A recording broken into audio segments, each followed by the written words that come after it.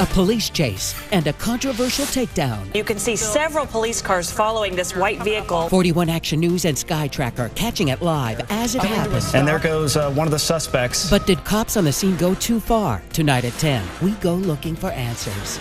After a taste of spring, it's back to winter and maybe some snow, but for how long? Also new tonight, the suburban drug surge, a Leawood family's ordeal with heroin. Warning signs for you and your kids at 10.